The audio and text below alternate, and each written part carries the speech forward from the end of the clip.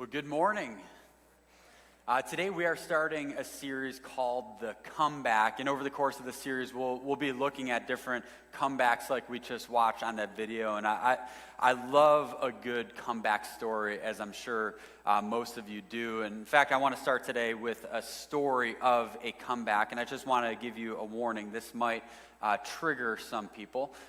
So Super Bowl 51, middle of the third quarter, the Atlanta Falcons are beating the New England Patriots 28-3. Like, this should be a put it in cruise control, go to the finish line. Like, nobody comes back from a 28-3 deficit, especially in the middle of the third quarter. I remember being so excited. Honestly, I probably would have turned this game off at this point because you just know how it's going to end. But I love watching the New England Patriots lose. I love watching Tom Brady mad. I love watching Coach Bill Belichick throw iPads in frustration. It just brings like this different level of joy to my soul seeing that. Yeah. But that's not how the game ended, is it? Because the Patriots score, and they make the score 28-9, and then Atlanta does a couple wimpy punts and a fumble, and before you know it, it's 28-28, and it's headed to overtime, and at that point, you just know how the game's going to end. Because in overtime, the Patriots win another Super Bowl, and I remember feeling three different emotions during this time. The first one was anger, because the last thing planet Earth needs is the Patriots to win another Super Bowl. The second emotion was excitement, because I realized that the football squares that I always do for the Super Bowl, I just won $500, so I didn't care about who won the game at that point. And then the third emotion I felt was amazement, because I didn't just watch a team win. I saw them win in one of the most amazing and memorable ways possible, in the greatest comeback in Super Bowl history. And I think we can all agree in sports, the best stories, the most memorable games are the comeback games. Whether it's that Super Bowl 51, the real comeback game, the Buffalo Bills versus the Houston Oilers, or the time I was playing cornhole with my dad and I came back from an 18-0 deficit, and I've beaten him hundreds and hundreds and hundreds of times, but that one is the one I remember the most. We love comeback stories, but it's not just sports. We love comeback stories in life as well, but we have to remember that chapter 1 of a comeback story is a really ugly story. Chapter 1 of a comeback story, for example, the story of the New England Patriots that we just referenced, that all started with 2.5 quarters of really bad football. Nothing was going right for them. Everything was going wrong. It was a train wreck of a game up until things started to turn. Every comeback story begins with a train wreck story. The bigger the comeback, the bigger the train wreck. So I want to talk about this last year and a half for a moment. For some of us, these last 18 months have been a train wreck. Some of us have been hurt during these last 18 months during the pandemic. Whether it is economically, I know people who have lost their jobs, lost their businesses, their sources of income, things that they had worked their whole life for just disappear. I know people who've been hurt medically. I know people who've suffered from COVID, some who have died, some who are still dealing with some long-term effects. Some have been hurt socially. We were not meant to live in this world alone and isolated and separated from other people. And things have progressed over the last few months, but we still had to go through a time where we felt some sort of separation. Some of us have been hurt relationally. In a divided world, some of us have lost friends. I know people who haven't talked to other family members in months because of something that has happened over these last 18 months. For some of us, this past season of life has been a train wreck, maybe the hardest season that you've ever lived through. And first of all, I just want to say I'm so sorry that you're going through that. If you don't hear anything else today, I want you to know that you are not alone. You have a church family that is here for you and loves you.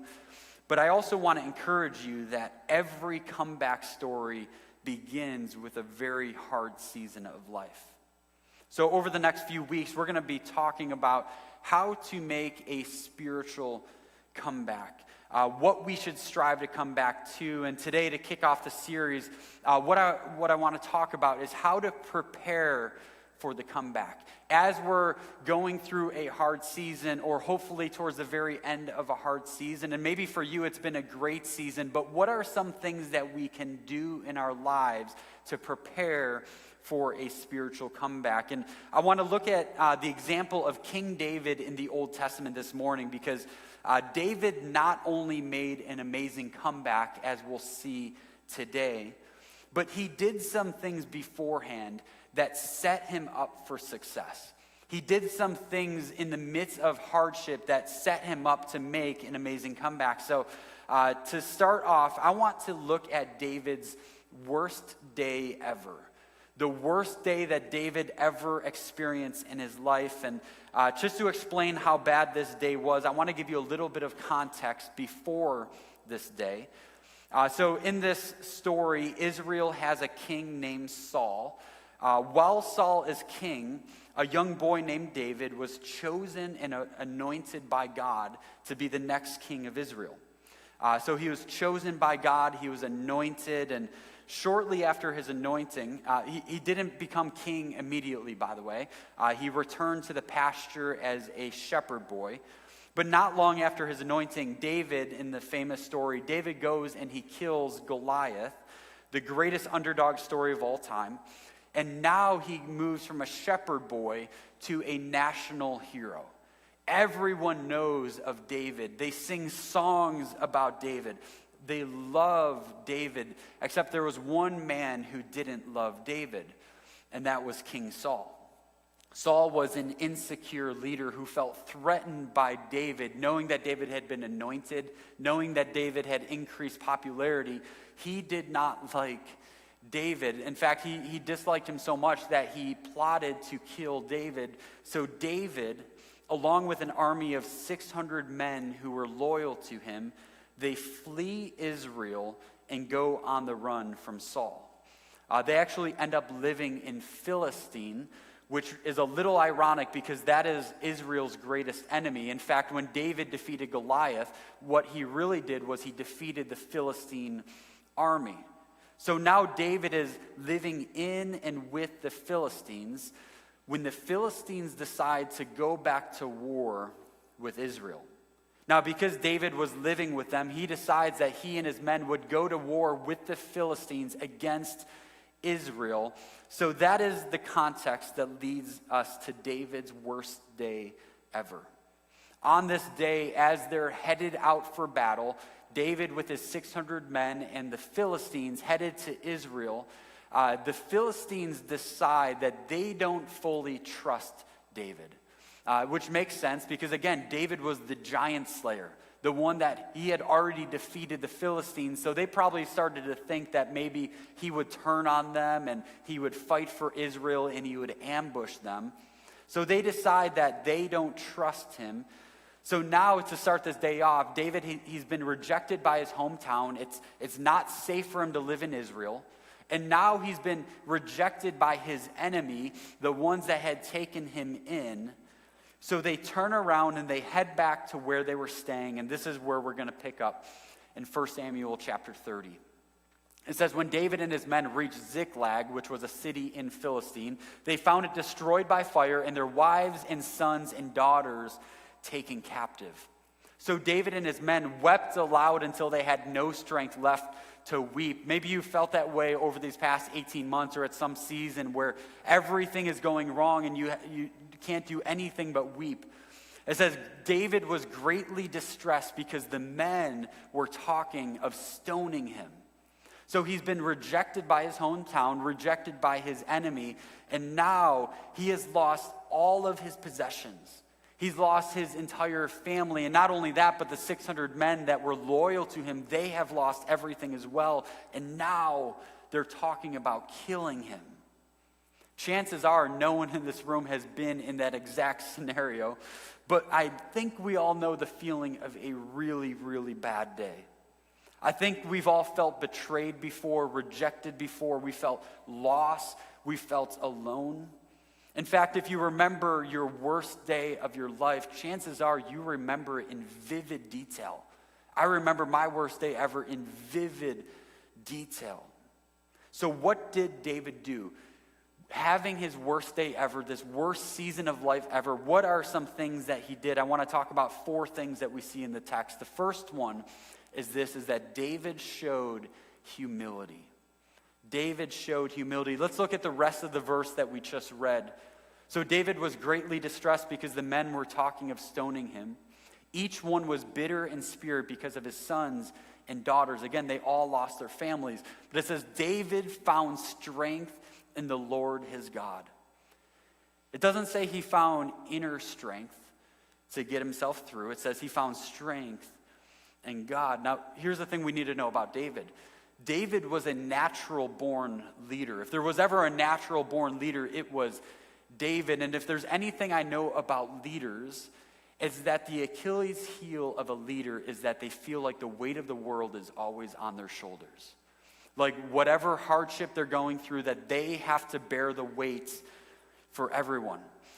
They believe or they act like it's all on them when trials come, when hardships come, when losses come, that they have to find some inner strength inside of them to get through.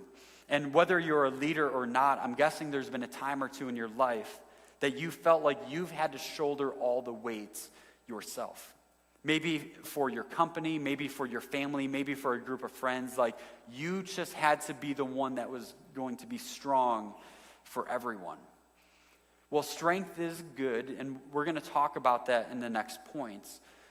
But it is okay to admit our weaknesses. It is okay to rely on someone else's strength. It is okay to rely on God's strength. In fact, doing so is actually an act of humility.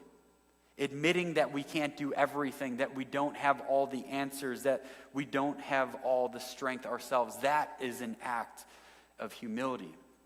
I remember several years ago, I was having one of those really bad days. I was going through a really hard season, and I felt some of the same emotions that David must have felt on this day.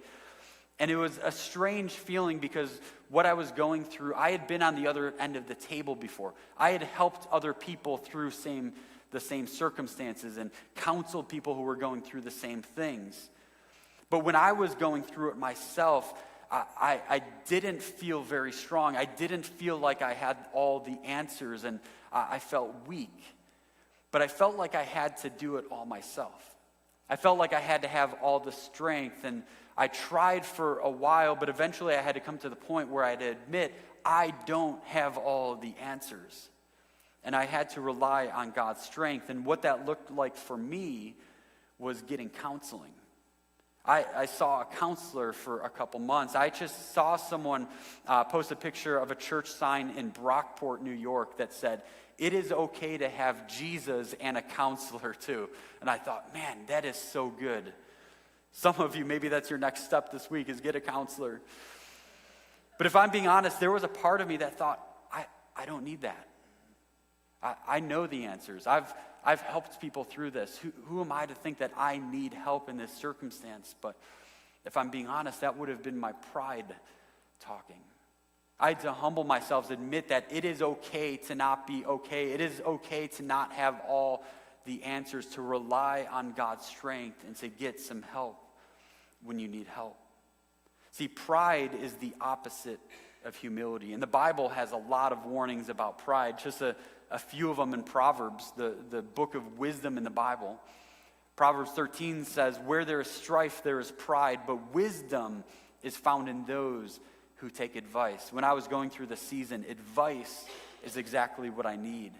Proverbs 11 says, "When pride comes, then comes disgrace, but with humility comes wisdom." I needed wisdom in that season. Proverbs chapter 16 says, "Pride goes before destruction, a haughty spirit before a fall." See, here's the tricky thing with pride, is it's relatively easy to see it in other people, right? You can see it when someone is just, they're letting their pride get in the way of themselves. You can see it pretty easily. You can tell when someone's about to fall because of their pride, but it is a very difficult thing to see in ourselves, to see in the mirror. So we have no option other than to humble ourselves on a regular basis, to come before God, to admit our weaknesses, to ask for his strength like David did. Now, before we move on to the next one, I just want to clarify, humility is not being weak on purpose. Humility is not being passive, it's not being poor, it's not being fragile. It's just admitting where we need help. But it's not just only being weak. In fact, the second thing that we can learn from David is that David showed fights. In his worst day ever, David showed fights. So the story continues. David relied on God's strength, as we just talked about. And then he prayed and he asked God for direction. God told him to go pursue those who had just stolen everything. It was a group of people called the Amalekites that showed up consistently in the Old Testament, and they were just an evil group of people. So God told him to pursue the Amalekites. So David and his army of 600, in obedience, they pursue what was just stolen from them. Now it says the journey was so difficult that out of the 600, 200 of them had to stay behind. They couldn't finish the journey, but David and the remaining 400 continue on, and we'll pick up in verse 16. It says, he led David down. Now, there was an Amalekite slave who had been left behind, and they were helping David and his army. So he led David down, and there they were, scattered over the countryside, eating, drinking, and reveling because of the great amount of plunder they had taken from the land of the Philistines and from Judah. So not only had the Amalekites stolen everything from David and his men, but they also stole from the Philistines and from Judah or Israel and from other lands as well. So when they retrieved everything, they got more than just what was stolen from them. David, it says, fought them from dusk until evening the next day. A 24-hour fight, and none of them got away except for 400 young men. He continues. Who rode off on camels and fled. I always think that's a funny picture, imagining 400 guys just running away on camels. David recovered everything the Amalekites had taken, including his 2 wives. Now, that is not a typo. David actually had like 8 wives by the end of his life. We're not going to get into that in this message, but just know this. Only have 1 spouse, okay? You don't need more than that, just 1, but David had a lot.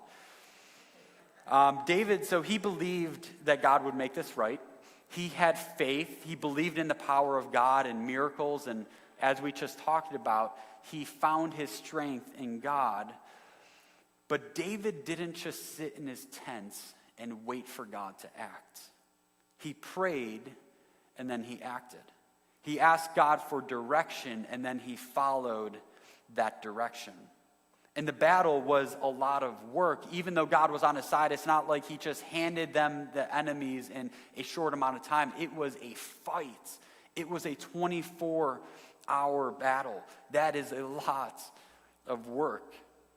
You may have heard the story before, but there was a year of drought where 2 farmers who lived next door to each other were both facing hardship. They wouldn't survive financially without rain. So they both began, as men of God, they both began to pray for rain.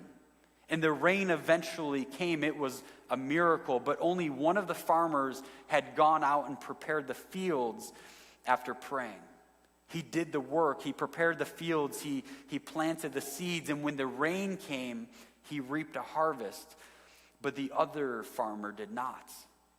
They both received the miracle, but only one did the work between praying and the miracle. So let's bring this to our lives for a moment. A real life example that some of you might be facing. Some of us may have been praying that God helps to heal a broken relationship.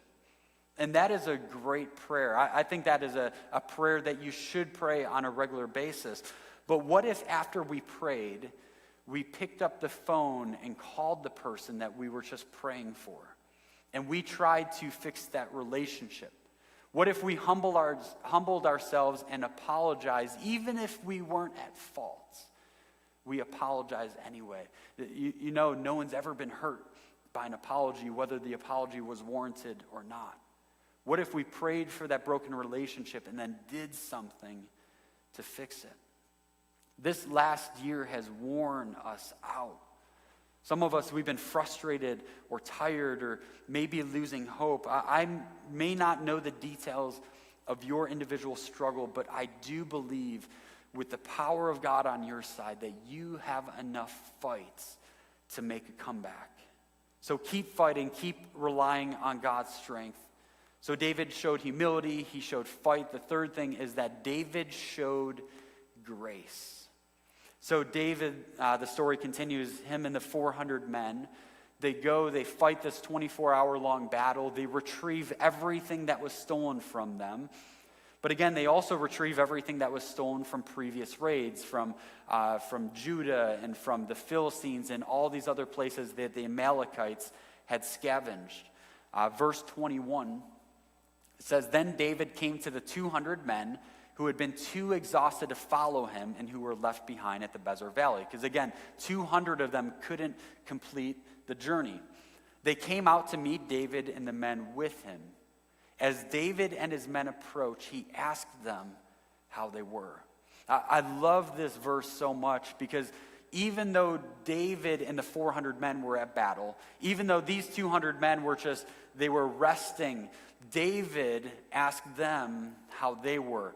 I think if he was a more prideful leader, he would have been a little bit more bitter towards these 200 men. But no, he as their leader, he checks in on them. Verse 23, it continues, "But all the evil men and the troublemakers among David's followers said, 'Because they did not go out with us, we will not share with them the plunder we recovered.'" So they wanted to give them back their own possessions that were stolen, but nothing else that was stolen. But David replied, "No, my brothers, you must not do that with what the Lord has given us." So David had a recognition that it wasn't just their effort that was able to get their stuff back and all this other stuff. It was God that provided it. He said, "He has protected us and delivered into our hands the raiding party that came against us. The share of the man who stayed with the supplies is to be the same as that of him who went down to the battle. All will share alike." What's interesting is I think the men that it references, evil men and troublemakers, I think they had a point. Because they did all the work. If there was anyone that deserved some of the plunder, it was the 400 that did all of the work. They deserved it. But grace is not about what we deserve, is it?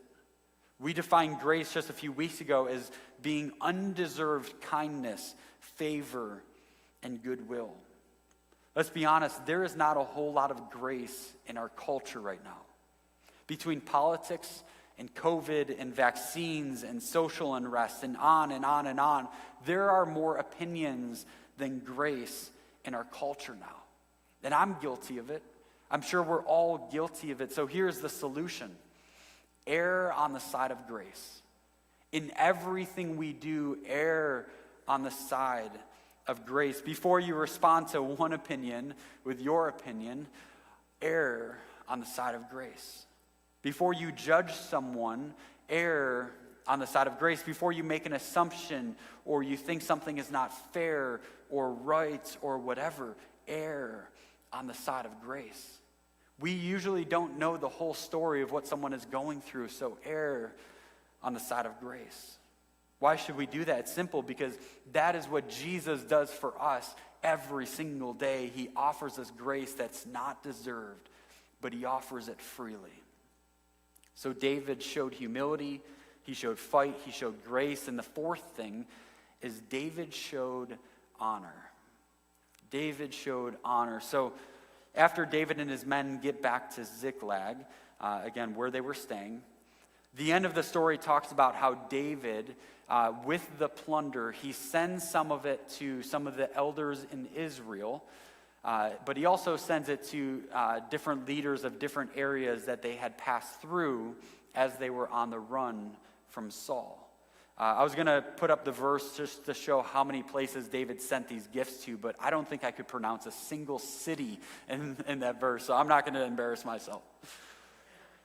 But going back to the humility thing, even though David led a great victory, he recognized that he had some help along the way, that he couldn't do it all on his own. So he sent these gifts to all these cities that he passed through, these leaders that showed him grace along the way.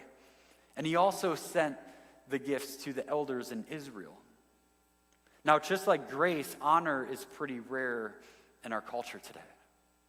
And don't get honor and respect confused. We don't have to respect everyone. In fact, respect is really a reflection of your character. Whether I respect you or not is a reflection of your character. It can be earned, it can be lost. But honor, whether I honor you or not, is actually a reflection of my character.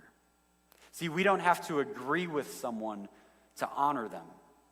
David in this story and throughout his entire life, he didn't agree with Saul, but he consistently honored him. Moses didn't agree with Pharaoh, but Moses honored him. You look at the story of Jesus. Jesus didn't agree with the Romans or with the Pharisees, but Jesus showed them honor. Look at what Peter says in 1 Peter 2:17. He says, show proper respect to everyone. Love the family of believers. Fear God.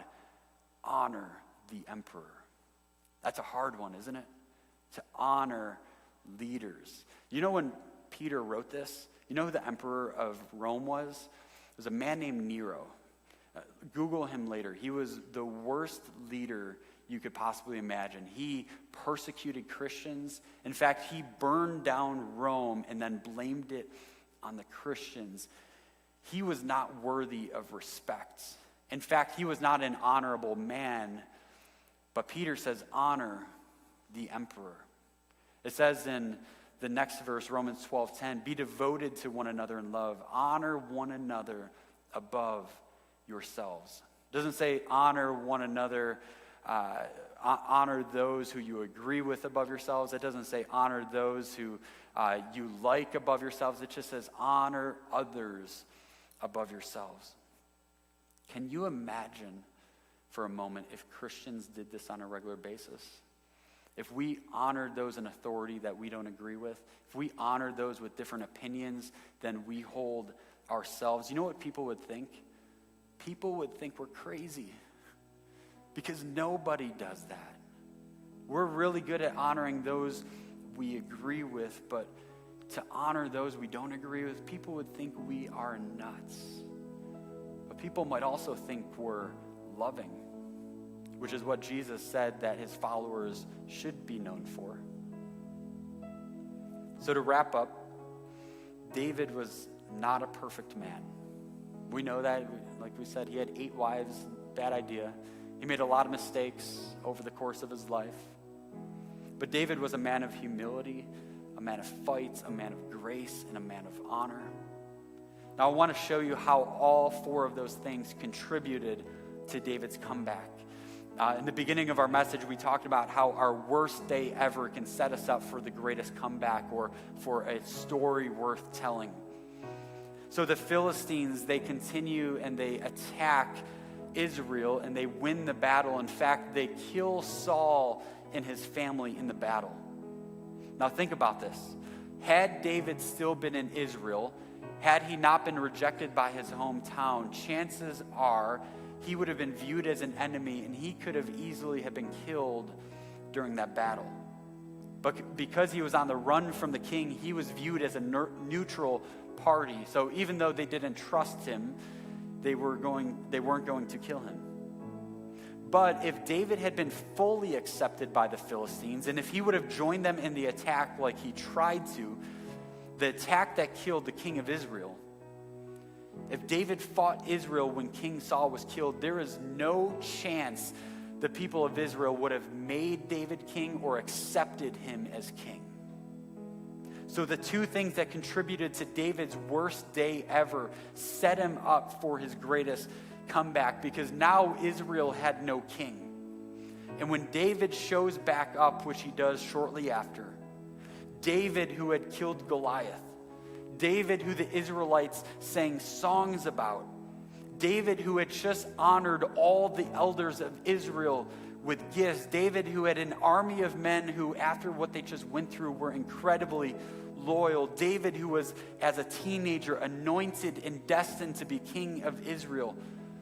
David prepared himself for a comeback, and he made the comeback.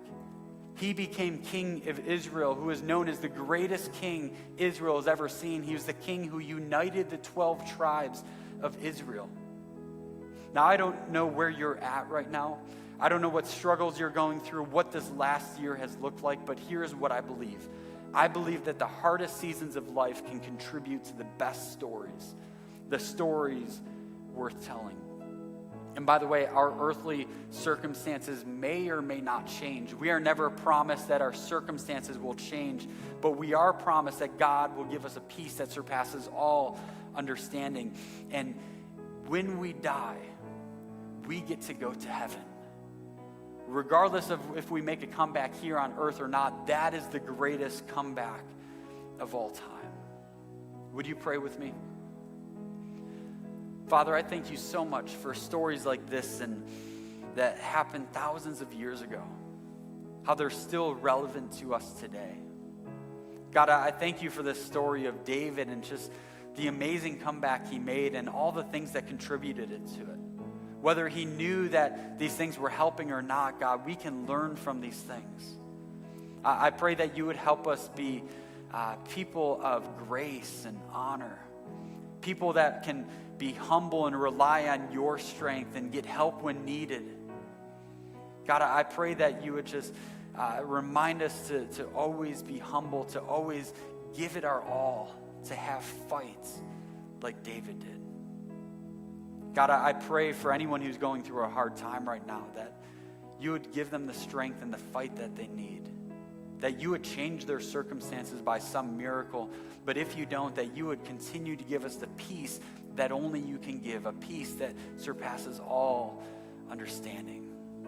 So God, we thank you today. We worship you today, and we pray this in Jesus' name. Amen.